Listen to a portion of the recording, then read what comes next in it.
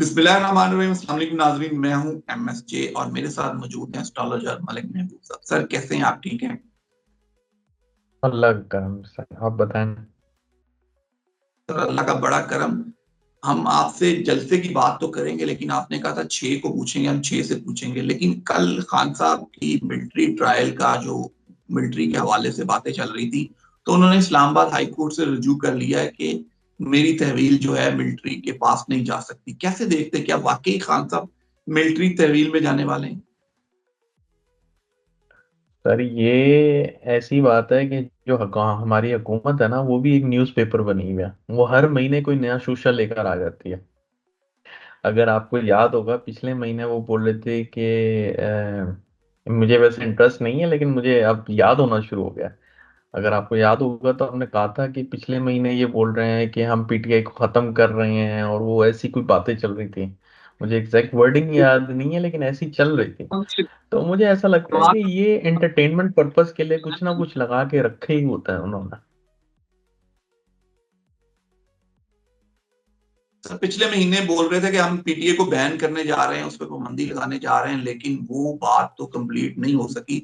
लेकिन अब खान साहब को फौजी तहवील में लेने की बातें हो रही हैं। अब वही ना सर, बस वो जज्बात में आके कह देते हैं और फिर सोचते हैं कि हमने बोल क्या दिया। ऐसा कुछ भी नहीं है सर। खान साहब के सितारे, मैंने जैसे कहा था कि 18 अगस्त को उनका जो एक मेजर टाइम पीरियड, जो बैड फेज था जिंदगी का, वो उनका ओवर हो गया। जो कि दिसंबर 2021 से स्टार्ट हुआ था, ऑलमोस्ट 3 साढ़े 3 पौने 4 साल के लिए। तो वो टाइम उनका खत्म हो गया। अभी इनको बोलने दें, ये तो आएंगी बातें और जाएंगी, एक कान से सुने दूसरे से निकाल दें। अगर खुदा ना खास्ता इनको कर भी देते हैं, आगे मिलिट्री ट्रायल के लिए लेके भी चले जाते हैं, तो इसमें कोई हासिल वसूल नहीं है। मैं आपको 2 महीने से बोलता आ रहा हूँ, अब इनके ऊपर कोई केस बन नहीं सकता एज पर रेटिंग। बाकी अल्लाह की जात सबसे ज्यादा जानती है, हमारे पास गैब का इल्म नहीं है। लेकिन एज पर द रीडिंग मुझे नहीं लगता कि अभी खान साहब के ऊपर कोई ये लोग नया मलबा डाल देंगे और वो फिर एक एक साल के लिए मजीद इनको अंदर रख देंगे। ऐसा कुछ भी नहीं है। सर आप एज एस्ट्रोलॉजर, मैं एज ए जर्नलिस्ट आपसे एक बात पूछूंगे। क्या वाकई खान साहब का मिलिट्री ट्रायल इतना आसान है आजकल के दौर में, जहाँ जमहूरी हुकूमत और जमहूरी हुकूमत के होते हुए मार्शल लॉ की आप बात करें और खान साहब का मिलिट्री ट्रायल होते? सर ये अगर इनको करना होता ना, तो ये पिछले साल करते। तब चांसेस थे खान साहब के, ऐसे सिचुएशन ऐसी थी या ऐसे हालात थे सितारों के कि खुदा ना खास्ता वो इन हालात से गुजर सकते थे। लेकिन as per my study, as per my reading, मुझे नहीं दिखता कि खान साहब को ये मिलिट्री ट्रायल में डालेंगे। तो ये मेरे लिए भी सरप्राइजिंग होगा कि अगर ये इस हद तक चले जाएंगे। और अगर मैंने जैसा आपको कहा था कि अगर ये ज्यादा कुछ रद्दोबदल या ऐसे कानून साजी करके किसी तरीके फंसाने की कोशिश करेंगे, तो बैनुल अक़वामी जो पावर्स हैं, जो वर्ल्ड पावर्स हैं, वो आ जाएंगी इनको बचाने की। क्योंकि उनके जायचे में अ, ऐसे प्लैनेट राहु जो होता है फॉरेन एलिमेंट्स को प्रेजेंट करता। तो एज पर द राहु, उनको इस वक्त प्रोटेक्शन मिल रही है उससे। तो जाहिर है पाकिस्तान के ऊपर दबाव है इनको बाहर निकालने का। तो मुझे लगता है it's time to get out of all this things. Sir अगर मैं थोड़ी सी बात करूं, बहुत सी चीजें थी खान साहब को सारी जिंदगी, मतलब जितनी उनकी स्ट्रगल थी उस पे लोगों ने यहूदी एजेंट करार देने की कोशिश की कि वो यहूदी एजेंट है।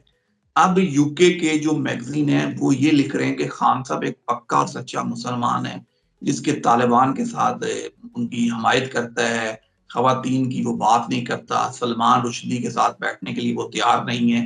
एक तरफ आपने जितनी मेहनत की उन्हें यहूदी एजेंट बनाने की, और दूसरी तरफ अब आप उन्हें ये साबित करने तुले हुए हैं कि जी वो खान साहब से पक्का और सच्चा मुसलमान ही कोई नहीं। सर ये जितनी जबानें, मतलब जितने मुंह उतनी जबान, वही वाली बात है। ये चीजें चलेंगी सर। पॉजिटिव भी बोलेंगे लोग, नेगेटिव भी बोलेंगे, लेकिन इंसान का किरदार वो इंसान ही जानता है या फिर खुदा जानता है। एक बात बता रहा हूँ। लेकिन हम एज पर द एस्ट्रोलॉजी, अगर हम एस्ट्रोलॉजी के हिसाब से बताएं, तो ये बहुत स्ट्रेट फॉरवर्ड आदमी है। ये किसी के दबाव में नहीं आते हैं। और यही इसीलिए ये सियासत में नाकाम हो जाते हैं अनफॉर्चुनेटली, क्योंकि बिल्कुल स्ट्रेट फॉरवर्ड बोलते हैं। और सियासत नाम ही पॉलिटिक्स का है, अगर पॉलिटिक्स ये नहीं कर सकेंगे तो ये नहीं चल पाएंगे।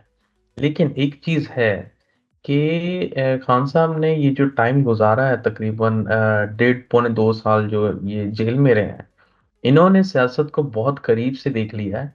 और मुझे ऐसा लगता है कि जब ये एक दफा बाहर आएंगे तो इनकी सियासत में बड़ा चेंज होगा। ये जैसे पहले सियासत करते थे वैसे चेंज नहीं होगा, ये आप कह सकते हैं कि ये एक बहुत ही प्रोफेशनल टाइप के पॉलिटिक्स में खिलाड़ी बन गया।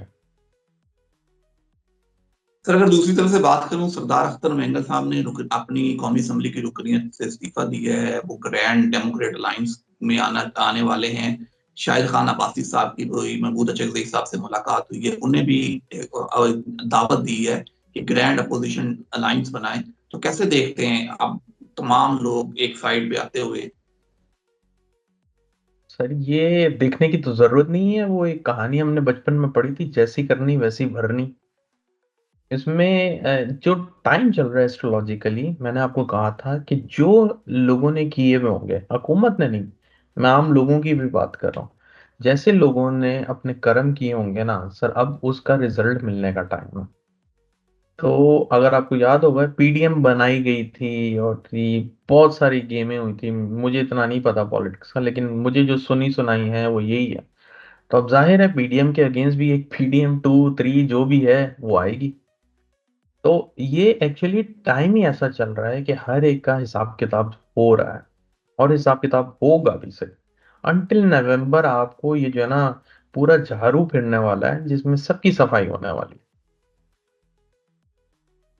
सर दूसरी तरफ कौमी असम्बली में कानून साजी हो रही है, जजों की तादाद बढ़ाई जा रही है, एक्सटेंशन की बातें हो रही हैं, नून लीग बिल पेश कर रही है, पीपल्स पार्टी सपोर्ट जरूर कर रही है, लेकिन उस तरह फ्रंट लीड पे लीड करते हुए नजर नहीं आ रही। मतलब बैक हैंड पे है। कल को कोई ऐसी बात आए तो वो कह सके जी हमने तो ऐसा कुछ नहीं किया, ये तो सब कुछ नून लीग ने किया। है। जी बिल्कुल ऐसे ही है पीपल्स पार्टी सर, वो बहुत ही मैं क्या बोलूं, उनके जो सितारे हैं वो बहुत ही एक्सट्रीम लेवल के पॉलिटिक्स में हैं, तो वो बहुत अच्छी पॉलिटिक्स करते हैं। तो जाहिर है जैसे हालात होंगे वो वैसे ही कार्ड खेलेंगे। अब पॉलिटिक्स का तो मुझे नहीं पता, लेकिन मुझे ऐसा लगता है कि उनके जो सितारे हैं वो बहुत शार्प माइंडेड वाले हैं। तो वो बड़े ध्यान से और सोच समझ के पॉलिटिक्स करते हैं, तो वो ऐसे शिकंजे में नहीं आएंगे जिसमें नून लीग फंस गई है अभी। नून लीग तो सर वाकई फंस गई है। नून लीग के बहुत से जो सियासी रहनुमा है वो चाह रहे हैं कि बातचीत हो। ख्वाजा आसफ एजाज रफीक भी यही कह रहे हैं कि बातचीत होनी चाहिए, किसी टेबल टॉक होनी चाहिए, इस मसले का हल निकलना चाहिए। हमें ये भी सोचना चाहिए हमारे अलायंस अब दूसरी साइड पे क्यों जा रहे हैं। क्या वाकई अब इस मसले के हल के लिए कोई ग्रैंड डेमोक्रेट अलायंस होनी, कोई गोल मेज कॉन्फ्रेंस होनी चाहिए? सर वो टाइम चला गया है, मैं आपको पहले भी बोल चुका हूँ, मुज़ाकरात का टाइम चला गया है। ये फिल्म चला रहे हैं ताकि लोगों को ये अंदाजा हो कि भाई हालात क्या थे, और ये पॉलिटिकल या टेबल टॉक के थ्रू खान साहब बाहर आए हैं, और कुछ भी नहीं है। अगर आप ये मुज़ाकरात का नाम देना चाहते हैं, मोस्ट वेलकम दे दें आप। सर हमने कल स्टोन की बात की थी कि स्टोन की क्या पॉजिटिव और नेगेटिव एनर्जीज होती हैं। तो क्या वाकई जैसे मैं हूं, मैंने स्टोन नहीं पहना, मैं वैसे नीलम का पत्थर पहन लूं और सोचूंगे पढ़ लूं कि नीलम बड़ा ऑथेंटिक पत्थर है, मैं नीलम पहनूंगा तो मेरे पास दौलत की बे बहारें लग जाएंगी? क्या वाकई ऐसा है कि हमें किसी से कंसल्ट करना चाहिए कि ये मैं पत्थर पहनूं या ना पहनूं? अरे शहजाद भाई, कल भी मैंने आपको यही समझाया था, आप पहन सकते हैं, अपने रिस्क पे पहने आप पे। क्योंकि मैंने जैसे आपको बताया है कि आपको नहीं पता वो पत्थर कहाँ से आ रहा है। अब एक रिसेंटली मैं छोटा सा एक बयान करूंगा वाकया। एक साहब थे, 2016-17 में उन्होंने मुझसे कंसल्ट किया। तो वो मुझे बोल रहे थे कि ना अकीक मेरे ख्याल से एक पत्थर। तो उन्होंने बोला कि मैं ये पहनना चाहता हूँ। मैंने कहा सर आप पहने, शौक से पहने, नो प्रॉब्लम। बोलते मुझे किसी ने गिफ्ट किया है, मैंने खरीदा नहीं। तो मैंने उनको सिर्फ एक छोटी सी प्रिकॉशन दी, मैंने कहा सर देखें, अगर आपको पहनना भी है ना तो कुछ टाइम के लिए अपने पास रखें और उसकी एनर्जी को फील करें। तो बोलते नहीं यार मुझे भरोसा नहीं। मैंने कहा ठीक है आपकी मर्जी है, अब जाहिर है उन्होंने गिफ्ट मिला है, उनकी जब मर्जी है वो करें। अब उन्होंने पहन तो लिया, with in 9 month to 12 month उनकी पूरी मतलब जो दुनिया थी वो बदल गई। बदलने से मुराद ये है कि उनके घरेलू हालात, फाइनेंशियल हालात, सब चीज बदल गए और वो बड़े ज्यादा क्राइसिस में आ गए हर तरफ से। और जब उन्होंने कंसल्ट किया मुझे वापस कि यार ऐसा क्या हुआ, मैंने कहा मुझे तो नहीं दिख रहा ऐसा कुछ हुआ है। तो बोलते हैं यार आपने पत्थर की बात की थी, मैंने कहा आपने पहना है, बोलते हैं हाँ, मैंने कहा बस ये असरात हुआ है। तो कहने का मकसद ये है कि ये पत्थर बहुत ज्यादा स्ट्रॉन्ग एनर्जीज होल्ड करते हैं, ये आपके सीधा प्लेनेट से कनेक्ट करते हैं। इसलिए अगर आपने कोई भी पहनना हो पत्थर, उसको बहुत आपको शौक हो रहा है या आपका दिल कह रहा है या किसी ने गिफ्ट भी दिया, उसको अपने पास रखें थोड़ा टाइम, उसकी एनर्जी को फील करें कि आपके साथ मामलात कैसे चल रहे हैं। एटलीस्ट हफ्ता 15 दिन उसको साथ रखें। उसके बाद आपको रियलाइज होगा कि ये पत्थर आपके लिए फायदेमंद साबित होगा या नहीं होगा। अक्सर लोगों की तबीयत खराब होना शुरू हो जाती है, मतलब जैसे अगर आप ये नीलम की बात कर रहे हैं, नीलम से लोगों को होती है। एक होता है पुखराज, येलो सफायर। अगर आप येलो सफायर पहनेंगे, इससे वेट बहुत ज्यादा बढ़ता है लोगों का। तो ये सारी चीजें लोगों को ये नहीं पता होती, बस वो प्रिस्क्राइब किया, सुनी सुनाई जो भी हुआ पहन लिया, और फिर उसके बाद जो होता है उसके बाद साइड इफेक्ट, वो फिर किसी के भी जहनों गुमान में नहीं होता। इसलिए पत्थरों के लिए बराए मेहरबानी एटलीस्ट 15 दिन अपने पास रखें, फील करें कैसी एनर्जी है, उसके बाद उसको यूज करें। बिल्कुल सर, आप ठीक कह रहे हैं कि अब तो पत्थरों में भी इतने आ गए हैं कि उनकी हाई क्वालिटी, मतलब असल पत्थर तो मिलता नहीं है हमें। उनकी इतनी प्लास्टिक वाले पत्थर समझ के हम पहनते हैं जिनसे हमें फील ही कुछ नहीं होता। हम 2-2 साल पहने रखते हैं लेकिन पत्थर की हमें एनर्जी फील नहीं होती। पत्थर होगा तो हमें एनर्जी फील होगी। ये भी चल रहे हैं। तो इससे एग्जैक्टली। आपसे मजीद बात भी करते रहेंगे, हम आगाही लेते रहेंगे। Thank you so much. And पे कोई मैसेज हो तो जरूर शेयर कीजिए। जी, मैसेज मेरा वापस यही है कि कोशिश करें अपने मामलात बातचीत से हल कर लें, क्योंकि जो अभी टाइम आने वाला है, इनफैक्ट September 5 से सैटर्न की जो प्लेसमेंट होगी वो राहु के नक्षत्र में होगी।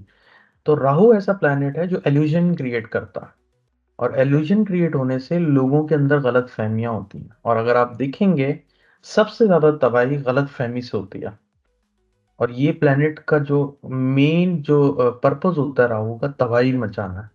और आप देखेंगे आने वाले वक्त में, अल्लाह रहम करे, काफी लोगों के मामलात खराब हो जाएंगे गलत फहमी से। तो इसलिए कोशिश करें गलत फहमी को कम से कम करें, अगर है तो दूर कर दें फौरन, सबसे बेस्ट है। Sir thank you so much. मुझे और मालिक महबूब साहब को दीजिए इजाजत। अल्लाह।